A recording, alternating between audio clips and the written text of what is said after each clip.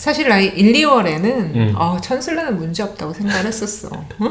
그때 뭐 너무 좋았잖아. 당신은 근거 없는 낙관주의였지? 근거 없는 낙관주의로 천슬라 문제 없다 이렇게 생각을 했는데 이제 그게 많이 이제 기가 죽어서 기가 죽었어. 당신 6월 4일이 무슨 날인지 알지? 6월 4일은 역사적인 그날이지. 무슨 날이야? 우리가 테슬라 주식을 처음 산 날. 우리가 원래는 7월 4일 날 살려고 그랬는데 미국의 독립기념일 날. 왜 미국 독립기념일이야? 8월 15일이 아니라? 미국 주식이잖아. 그래서? 우리는 테슬라를 통해서 경제적 독립을 얻고자 했지. 그래서 경제적 독립을 이뤘어? 뭐 그건 생각하기 나름인데 욕심을 안 내면 이렇다고 할 수도 있고 욕심을 좀 내면은 아직 더 가야 된다고 생각할 수도 있고 근데 난 좀 욕심을 더 내고 싶네. 당신은 어떤데? 난 마음의 여유는 경제적 독립은 이뤘지. 그렇지. 그런데 뭐 여전히 당신 말대로 사람의 욕심이란 게 처음에 테슬라를 살 때 당신한테 얘기했었잖아. 야 10년 뒤에 10배만 올라주면 좋겠다. 그때 그 간절한 마음 그거는 이미 예전에 잊어버렸지. 근데 뭐 그게 빨리 한 5년 만에 10배가 올랐으니까 그래서 그때 처음에 그 마음 뭐 간사하게도 10배가 오르고 나니까 다시 10배가 더 올랐으면 좋겠다라고 생각이 되더라고. 아니, 원래 목표가 10배 그 다음에 또 10배 그래서 100배 아니었어?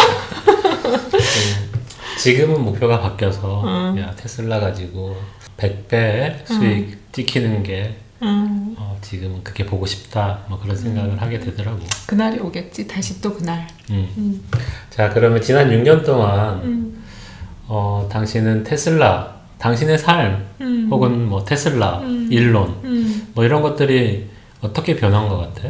일단 내 개인적인 삶에서 우리 애들이 많이 커서 이제 중학생이고 그다음에 나 같은 경우는 이제 40대에서 50대로 넘어갔고 그 6년 동안에 일론 같은 경우는 우리 옆집에 굉장히 가난한데 그 야망 있고 성실하게 일하는 그런 청년의 이미지였다면 지금은 쌀집 아저씨 같은 배 나온 쌀집 아저씨, 쌀집 사장님? 왜 쌀집 사장님? 옛날에는 쌀집이 제일 부잣집이었어. 아 그래? 그건 맞지. 그 느낌이 있지? 뭐 그렇지만 뭐 앨런 여전히 열심히 하지. 테슬라가 성장을 많이 한 게 뭐 시가총액으로 봤을 때 우리가 처음 투자할 때는 시가총액이 30조, 40조 이럴 때였거든.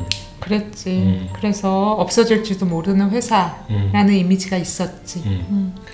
지속적으로 적자가 났었고 그다음에 모델 3 생산을 해야 되는데 어려움도 있었고 그랬지. 그래서 일론이 정말 열심히 일하는 모습을 많이 보여줬었고 많이 보여줬지. 요즘은 그게 좀 덜하지? 겉으로 보기에는 그렇지. 열심히 일할 텐데 약간 여유가 있으니까 회사도 여유가 있고 일론 자체도 세계 1, 2의 부자를 그러니까 그렇지. 쌀집 아저씨. 나의 그 테슬라 투자에 대한 마음도 약간 바뀐 것 같아. 무슨 말이냐면 초기에는 지금 생각해보면은 상당히 근거 없는 낙관주의. 그치. 근거 없는 낙관주의였지. 그래서 무조건 믿어야 되는 거야. 거기에 어떤 요만큼이라도 의혹이 생기면 절대 투자할 수 없지. 거기에 지속적으로. 그러니까 무조건 100% 맹신. 뭐 그렇게 버텨왔었던 것 같아. 그래서 그 낙관주의. 잘 될 거야, 잘 될 거야. 지금은 힘들지만 잘 될 거라고 믿어. 뭐 이런 생각으로 이제 투자를 했었다면 지금은 근거들이 많아졌잖아. 테슬라가 잘 될 거라는 근거들이. 그렇지. 그 마스터 플랜 1을 완성을 시키면서 우리한테 많은 확신과 근거를 줬지. 그래서 지금은 뭐 얘기하면 근거 있는 낙관주의. 그렇지. 맞아. 그리고 예전에 그 일론에 대한 그 애착. 그때는 뭐 우리가 애증이 아니라 그때는 애정만 있었잖아. 애정만 있었지. 근데 요즘은 약간 애증이지. 그래서 일론이 그렇게 힘들게 일할 때 어떻게 잘 됐으면 좋겠다. 언제까지 저렇게 고생을 해야 될까. 그렇지. 그런 마음이었다면 요즘은 약간 뭐 우리 마음에 안 드는 게 있으면 옛날에는 마음에 안 드는 게 있더라도 그거를 정말 마음에 안 들면 안 보려고 그랬잖아. 근데 요즘은 마음에 안 들면 쟤 왜 저러지? 이런 생각이 좀 드는 거지. 그게 뭐 둘 다 여유가 생겨서 그런 측면도 있는 것 같아. 우리가 어렵게 막 못 살고 힘들 때는 똘똘 뭉쳐가지고 막 그걸 이겨내려고 막 이겨내는데 하잖아. 어느 정도 살만해지면 이제 거기서 약간 균열이 생기는 거잖아. 이렇게 각자 이제 목소리도 생기고. 그러면 우리의 근거 있는 낙관주의, 막 그게 테슬라의 마스터 플랜 2, 모델 3 이후에 모델 Y까지 마스터 플랜 1이라고 해야 될 것 같은데, 그 다음에 사이버 트럭, 그 다음에 세미, 뭐 이렇게까지 확장을 하고 전기차 차종을 다양화시키고, 그 다음에 완전 자율주행 기술을 완성시키고, 로봇 택시가 나오고. 우리가 테슬라를 운행을 하지 않을 때는 얘가 직접 나가서 뭐 돈을 벌게 해주는 뭐 이런 내용들이 이제 마스터 플랜 2에 써져 있단 말이야. 당신은 어디에 기대를 가장 많이 걸어? 사실 나는 마스터 플랜 2에 포함된 게 아니라 마스터 플랜 2 이후에 할 거. 그게 뭔데? AI. 그래? AI. 그러니까 AI가 우리 생활 깊숙이에 들어와서 우리가 테슬라라는 기업을 통하지 않고는 일상생활이 불편해지는 난 그 시점을 기대를 하는 거야. 아, 그러면 마스터 플랜 3. 그게 3에 있지 않을까. 나도 그 생각이 들었는데 당신도 그렇게 생각을 하는구나. 그게 거기까지 가려면 10년 이상은 걸리지 않을까 싶은데. 일단은 마스터 플랜 2가 2016년에 나왔기 때문에 보통 일론이 10년에 한 번씩 마스터 플랜을 수정을 하거든. 그러니까 물론 이제 그 전에 마스터 플랜을 완성을 하고 그다음 새로운 마스터 플랜을 짤 텐데 새로운 이제 마스터 플랜을 짤 때 한 25년, 26년 이때쯤 나오겠네. AI 기반의 무언가 그러니까 멋진 나도 그거를 기대를 해. 그걸 기대를 하니까 우리는 마스터 플랜 3까지 봐야 되면 테슬라를 팔기는 힘들겠구나. 힘들지. 들고 은퇴해야 될 것 같아 우리. 그런 것까지 계속 해나가면 팔 이유가 전혀 없는 거지. 없지. 없지. 자, 그러면 2021년 지금 1월, 2월에 뭐 1월, 2월까지 작년에 그 주가 상승의 힘을 이어받아서 쭉쭉 올라가다가 900을 터치하고 올해 올 2월에 900을 딱 한 번이야. 한 번 터치를 하고 그 다음부터 이제 계속 내려오고 횡보하고 좀 내리고 횡보하고 이거를 지금 계속 하고 있는 거지. 그래서 지금 뭐 600 정도에서 왔다 갔다 하고 있는데 자, 올해 연말에 어느 정도까지 당신은 테슬라 주가를 기대해? 사실 나 1, 2월에는 천슬라는 문제 없다고 생각을 했었어. 그때는 뭐 너무 좋았잖아. 당신은 근거 없는 낙관주의였지? 근거 없는 낙관주의로 천슬라 문제 없다 이렇게 생각을 했는데 이제 그게 많이 이제 기가 죽어서 기가 죽어서 요즘은 우리가 예전에 한번 그 테슬라 우리가 투자하면서 그 주가 분석을 하면서 한 얘기가 있어. 연말을 기준으로 봤을 때 음봉은 딱 한 번 말고는 없었어. 그래서 나는 그거를 기대를 하는 거야. 그래서 그 음봉도 사실 깊지도 않았고 그렇죠. 그래서 최소한 1월 달에 한 700, 우리 작년에가 한 700 얼마 정도에 700 끝났을 거야. 700 초반. 그래서 800대에서 끝나지 않을까라고 소심하게 약간 기가 죽어서 예측을 해봐. 최소한 양봉을 만들었으면 좋겠다라는 것이 이제 우리 지금 바람이지.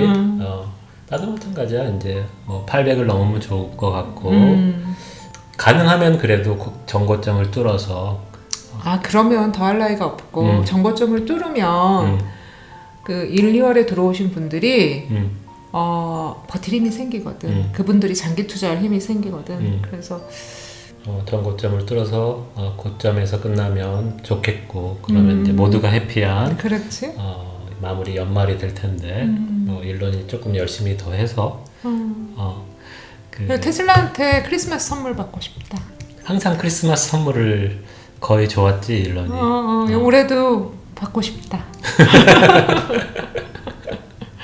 자 그러면은 올해는 뭐 그 정도고 최소 800 이상 가능하면 1000 전고점을 뚫는 그렇게 마무리를 했으면 좋겠다라고 우리가 바람을 가지고 있는 거고 그러면 10배 주가가 지금의 10배가 되는 건 언제쯤이냐고 그거는 마스터 플랜 2가 언제 완결되느냐에 따라서 달라질 것 같거든. 근데 뭐 아까 우리가 얘기를 했지만 그냥 계획대로라면 16년에 그 플랜이 나왔잖아. 그다음에 이제 다음에 10년 정도에 나올 거니까 2026년 이쯤에 또 플랜 3가 나올 거 아니야? 플랜 2를 완결 짓고 그렇다면은 그때쯤. 그래? 그러면 그때 한 5천, 6천이 된다고 주가가? 그치. 다시 한번 소심하게 예측해봐.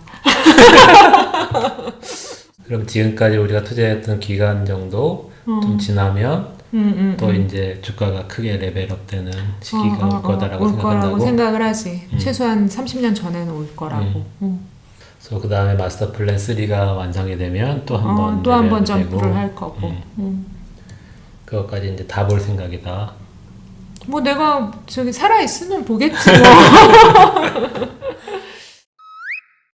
당신은 그런 현재 우리의 자산의 구성, 투자 포트폴리오의 구성, 이것에 대해서 만족스러워? 나는 상당히 안정적이라고 생각을 하거든. 근데 만족하니 안 하니 이거는 이제 사람의 욕심에 따라서 다르니까 사실은 만족스러워. 안정적이고 뭐 크게 미래에 대한 걱정이 없으니까. 근데 뭐 욕심이 좀 나긴 하지. 그러니까 예를 들자면 부동산을 조금 더 갖고 싶다. 뭐 이런 거. 그런 게 있고. 어떤 부동산을 가지고 싶은데? 내가 지금 갖고 싶은 건 사실 그 오래된 맨션을 갖고 싶거든. 그러니까 뭐 한 여기 유럽에 보면은 막 17, 18세기에 지어진 오래된 막 천정고 높고 막 이런 맨션들 있거든. 그런 거 하나 사갖고 리모델링을 하고 싶은데 그건 당신이 못하게 하잖아. 관리 못한다고. 나는 왜 새 아파트, 새 건물 좋은 거 많은데 그러니까 굳이 이제 오래된 거 살려고 하느냐고 이제 그런 것 때문에 그러는데 당신이 원하는 거니까 뭐. 그게 다른 게 요즘 건물들은 천정고가 그렇게 높지 않잖아. 근데 옛날 건물들은 천정고가 굉장히 높고 거기 기본적으로 들어가 있는 자재들이 굉장히 고급스럽단 말이야. 그래서 이제 난 그런 거를 하나 사서 리모델링을 해보고 싶어. 그래서 거기서 살고 싶어? 사는 것까지는 잘 모르겠고 그게 그러니까 우리가 옛날 미술품을 보듯이 그런 걸 한번 해보고 싶은데 내가 아직까지 그 리모델링을 할 수 있는 눈이 없어서 그래서 이제 조금 더 있다가 당신이 오랫동안 그걸 하고 싶어 하니까 좀 더 있다가 해야 될 것 같아. 그러니까 그런 스킬, 그러니까 그런 거 꼭 누구를 시켜서 그냥 하는 것보다 내가 눈이 있어서 해야 되거든. 우리가 좀 시간적 여유가 좀 더 많을 때 하는 게 좋을 것 같네. 지금은 좀 너무 바빠. 당신은 그러면은 우리 포트폴리오가 괜찮다고 생각해? 가끔은 어떨 때는 막 욕심에 야 테슬라에 더 많은 돈을 투자를 할 걸 뭐 이런 생각. 그건 좀 밸런스가 깨져서 안 좋은 것 같아. 또 어떤 시기에는 뭐 요즘과 같은 조정이 있을 때는 야 그래도 부동산을 사길 잘했다 뭐 이런 생각도 들기도 하고 막 그러더라고. 그래서 그런 측면에서 봤을 때 밸런스는 좀 있는 것 같다라고 생각이 들어. 그래서 좋고 지금 단기적으로는 그 저축 대신에 비트코인 사는 거. 그거는 뭐 지속적으로 할 생각이고 저축하듯이 뭐 지금 뭐 은행에 우리가 굳이 예금, 적금을 들 필요는 없을 것 같고. 그치. 그래서 이제 비트코인을 모아가면서 뭐 어떻게 되는지 좀 보자. 뭐 이것 외에 당신 말대로 부동산 한두 개 더 있으면. 그러니까 그거를 하나 정도. 올해 초에 한번 내가 하나 한다고 다 돈 다녀봤는데 요즘 부동산 값이 너무 많이 올라서 좀 망설여지더라고. 아니 그 비트코인을 우리가 지금 투자를 하고 있잖아. 근데 뭐 당신 주말에 보니까는 그 비트코인 컨퍼런스 미국에서 하는 거 그거 계속 라이브로 듣고 있었지. 그게 이제 당신도 참 그게 중간에서 앨런과 비트코인 사이에서 그 양쪽의 목소리를 막 다 듣고 싶어가지고 그러는 거 아니야. 그 앨런이 비트코인에 대해서 그렇게 말하는 것들 그거에 대해서 당신이 당신의 의견이 어떤지 한번 들어보고 싶네. 나는 일론이 처음에 이제 비트코인에 대해서 문제 비판한 거에 대해서 맞는 말이라고 생각하거든. 근데 기본적으로 일론이 불만이 게 뭘까 이렇게 생각을 해보면 그 비트코인에 들어있는 너무 많은 탐욕 그것을 지적하고 싶었지 않았을까라고 생각이 들어. 탐욕이 뭐냐면 그 비트코인을 처음 만들 때 사토시가 만들 때 했던 생각. 그치. 사토시는 그때 2008년 금융위기를 보고 그 탐욕이 싫어서 만든 게 비트코인이었는데 지금은 그때 그 사토시의 그 순수했던 그게 많이 퇴색이 돼 있지. 그래서 어느 거나 이제 기득권 세력이 있고 그렇지. 이게 꽤 된 거지 비트코인도. 그 비트코인 커뮤니티에서도 뭐 오랫동안 버텨왔던 이제 그런 초기 투자자들이 떡하니 버티고 있는데 이제 그 사람들은 이제 비트코인에 대해서 이제 혜택이 너무 많기 때문에 문제점을 이제 잘 못 보게 되지. 그게 그렇다. 세상 사람이 그 안에 들어 있잖아. 그러면 자기의 문제점이 잘 안 보여. 밖에서 봐야지 보이는 거야. 그래서 앨런이 밖에 있는 사람이구나. 어쨌든 이제 거기에서 가장 큰 문제라고 지적한 비트코인이 어떤 환경 문제를 야기하는 원인으로 작동되는 것에 대해서 나는 가만히 볼 수 없다라고 얘기한 거란 말이야. 그러니까 문제점을 지적을 해준 거지.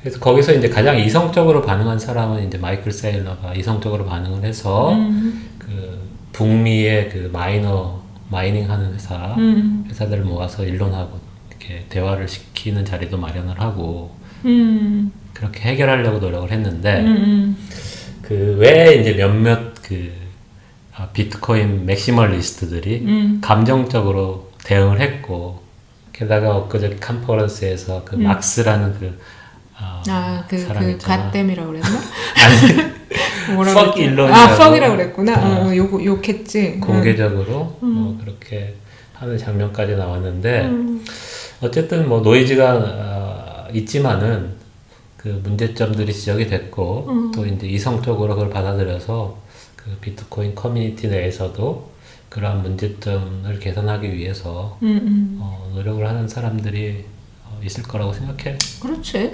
이성적인 뭐 막스 같은 사람도 있지만 세일러 같은 사람도 있고 세일러보다 더 이성적인 사람들도 있고 그러다 보면 이제 자정작용이 있겠지. 자정작용을 하면서 뭐 아픔이 있어야지. 그 다음에 성장이 있으니까 좋은 기회로 삼으면. 뭐 지금은 약간 이제 감정의 골이 좀 생겼기 때문에 좀 가겠지만은 뭐 감정의 골이야 뭐. 뭐 비트코인도 오르고 테슬라 주가도 오르고 그러면 아무 문제가 없어지는 거지. 결론적으로 얘기하면 뭐 일론이 지적할 것을 지적했다고 생각하고 그것들을 조금 아쉬운 부분은 일론이 그 문제를 봤으면 그 문제를 해결하기 위한 어떤 제안이라든가 그런 거를 좀 점잖게 해줬으면 정중하게 해줬으면 좋겠는데 일론의 방식으로 그냥 갖다 꽂아버렸잖아. 그게 이제 약간 아쉬운 부분 우리가 봤을 때는 비트코인에 대한 애정을 가지고 만약에 비판을 했다라고 하면 좀 더 다른 모습을 보일 수도 있었을 것 같은데 지금은 감정의 골이 너무 깊어서 계속해서 이제 비트코인에 대해서 일론이 어떤 언급을 하면 좀 감정적인 모습을 드러내기 때문에 좀 그래도 이제 할 얘기는 했으니까 좀 약간 떨어져서 좀 침묵을 지켜줬으면 좋겠다라는 생각도 들어. 뭐 그러겠지. 그러겠지. 그 다행스럽게 오늘 그 주말에 여러 가지 그 컨퍼런스 하는 과정에 일론이 그런 이제 fuck 앨론이라고 하는 것도 듣고 해서 주고받는 그 트윗이 있었는데 뭐 일론이 마무리를 하면서 경제를 움직이는 가장 중요한 것은 좋은 상품과 서비스다 라는 트윗을 올리고 약간 물러설 듯한 마무리를 한 것 같아. 지금 이제 당장 다음 주 같은 경우에 그 모델 S 딜리버리 행사를 해야 된단 말이야. 10일에 그것도 해야 되고 그다음에 FSD 9.0 버전도 출시를 해야 되고 이제 할 일이 많아. 해야 되고 2분기도 이제 끝나가고 그래서 열심히 이제 마무리를 해야 돼서 약간 이제 노이즈가 사라지지 않을까 기대도 가지고 그 모델 S 딜리버리 행사를 잘 하고 우리도 그 모델 S를 기다리고 있잖아. 처음에 9월 달에 받을 거라고 생각했는데 많이 늦어져 가지고 지금 연말쯤에 받을 수 있을지 없을지 모르겠는데 테슬라 주가가 800 이상 1000으로 가고 모델 S도 받고 그렇게 올해는 연말이 마무리 됐으면 좋겠어. 선물이 너무 많은데.